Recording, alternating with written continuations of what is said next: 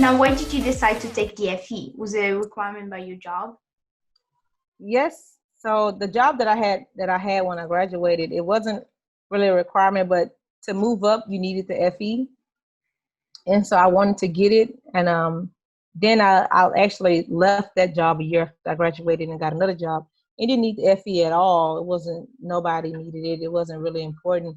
But I just wanted to get it. I initially started studying for it again I tried to start studying for it in October of 2019. I was like, I'm gonna start studying. Then I studied like maybe a week and I fell off. Tried again December, just wasn't working. And then in February, like towards the end of February of 2020, I was like, I want this test. I'm gonna pass this test. So I started like studying really hard. And I worked out a lot, like 5 days a week, and that's where my focus was, working out. Like I dedicated all my time to that. So I decided to give that up to focus on studying for the test. So I just stopped working out. I would work every day, go home, and just study for like 4 or 5 hours a day during the week after work. And then on the weekends, I would study 8 to 10 hours. I would just study all day because I didn't know anybody where I was. So just working and going home. So I didn't have any distractions. So I had a lot of extra time to study. And that's what I did. I studied, started in February. My test was supposed to be, I think, in March, but then it got pushed to May with everything with the COVID, everything took place. It got pushed to May 13th. I took it then. I didn't pass it. And then I was going to wait to take it a little later. But I started looking at the dates and I couldn't find any dates like before, I think it was September. So the next date was either July or September. And I was like, I don't want to wait till September because I'm still in study mode. So I had 6 weeks from the date I looked the schedule again to study. And I was like, maybe that's too fast. But I was like, no, I can do it. So I signed up for your course. Then I signed up to take my test and I had 6 weeks and I made a study schedule and I just went at it. Yeah. That sounds like it. So did you exercise at all or you were just studying? No, I might have exercised 5 times in the process. I just gave it up completely. I just watched what I ate and I just studied. Yeah. I mean, you kind of, I feel like you kind of changed your mindset a little bit. At first you were like, yes, I want this exam, but you didn't put yourself that much pressure of actually getting this exam. So you just give it a couple tries. And then the last one, you were like, I really want this exam. Yes. And then you studied, you didn't do well. And then you enrolled into class and then you kept going and you're like, I can work out anytime. Let me just focus right now. This 6 yes. just going to give it my all.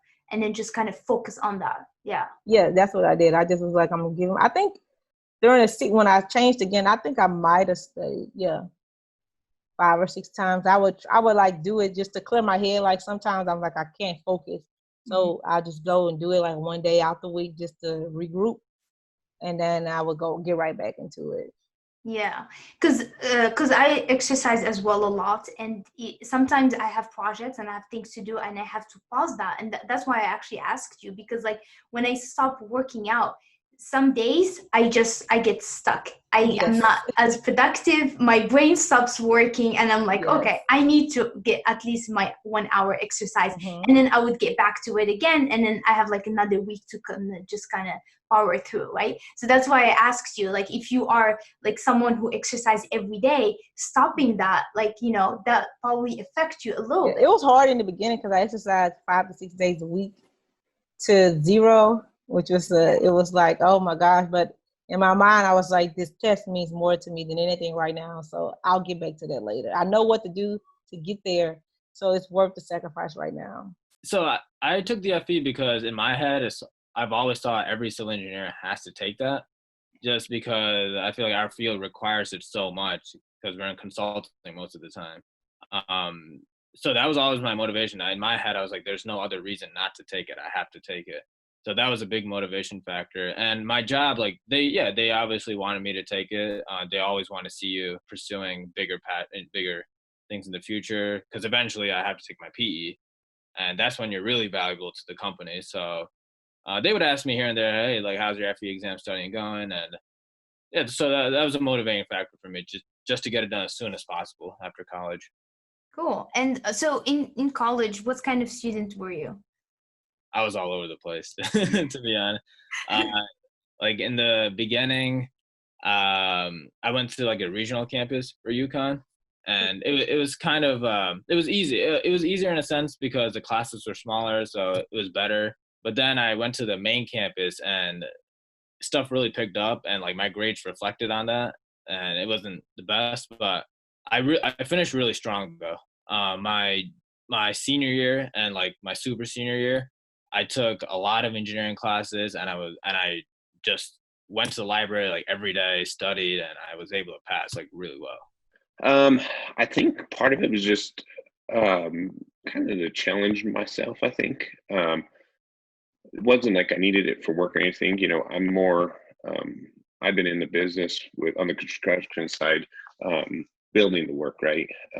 And I think for me, what I wanted was kind of challenge myself, but also to be able to um, have a better voice in the field with the like inspectors and stuff, working with the DOT out here and some of the inspectors, um, trying to relay stuff, and trying to build that um, relationship with the inspectors and the contractors, right? There's so much of this in the industry where the inspectors think you're taking advantage of them and this and that. And I figured, well, maybe with this, it would help them listen a little bit better and not try to say, oh, you don't know what you're doing, even though we have the experience more or less in the field.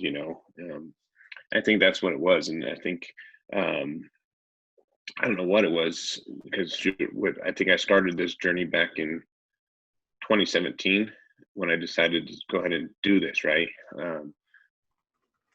And I don't know if I did. I found websites or seen stuff on online, right? There's so many courses, there's so much stuff out there. It's like, oh, well, you could take this, and you see these guaranteed passing. It's like, hey, well, I've taken it once. Well, maybe now I can do it. And then the change with the online, well, let's try it, And then once I set my mind to it, it was like, I'm not stopping, And I think so many people, there was a limited people that knew what I was going through, and that was the biggest thing. I kept everything so private with this test, because I just didn't want to have to tell people, oh, you didn't do it, right? So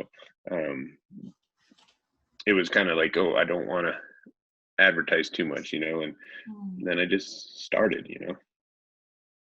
Wow, that's really interesting.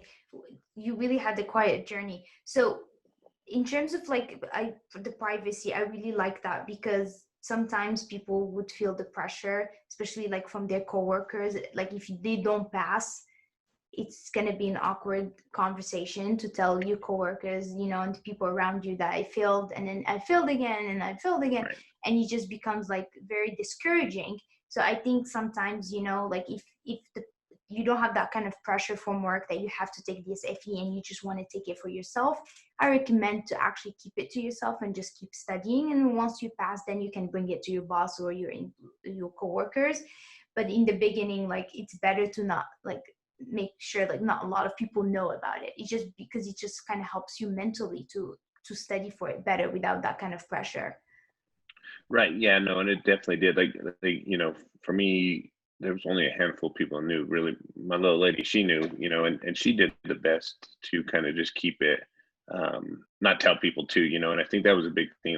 Like my folks, my mom, would have liked to have known, but she didn't know, and but one of the bosses at work, he knew about it, because he helped let me devote time from work to study as well, so and I think that's what it was towards the end. This last time, it was like, oh, now I felt the pressure, and I felt a little more pressure, like, okay, we've done a couple times and I don't want to tell them again. And I going through your course, even I didn't want to let you down either, right? You've helped me on the journey, and but I know, like, the craziest part about this whole thing was towards the end, and even the last couple months, your course, like, not only did it help me like learn the the problems and the theories and some stuff to help me through the test, but it also gave me the confidence. And I think we mentioned that, right? I think we're a month out or something from the test. I remember us having that talk, and I said, hey, if I gotta go take it tomorrow, I'll go do it. You know, like I'm not scared of the exam as much as I was before. And I think I had that fear for so long on the actual test. And I think I built that confidence through your course too. So I didn't just learn the problem solving aspect, but also just the actual exam prep, like helped from your course as well, you know.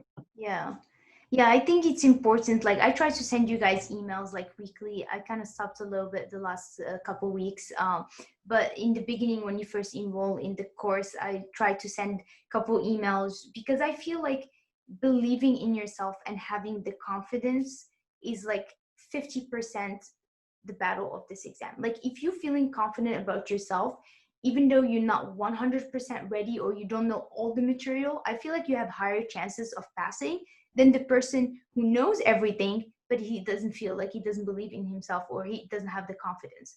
I think that part is really important. And a lot of people, like, they don't really take it seriously. They don't go like, I really need to believe in myself, like I can do this before they go in to take the exam. They don't know how much that actually affects their test performance. And I think it's really important to have that before you go in. So before we end this video, I would like to share with you guys some exciting news. So Black Friday is coming soon, and so we're going to have some big sale on the courses, and also we're going to do some giveaways. So make sure that you guys follow us on social media, and then also make sure that you sign up at engineer.com so that way you guys receive emails that talks about the discounts and then also the giveaways. If you found these videos helpful and they help you prepare better for your FE exam, please let me know in the comments below so that I make more videos like this in the future. And also don't forget to like and subscribe, and make sure you hit the notification bell so you get notified each time I post new videos. Also, if you want to watch more videos, make sure that you check out one of these videos, or you can also go to my channel and there are a lot more videos there. Thank you guys for watching. Good luck with your studying, and I will see you soon. À la prochaine.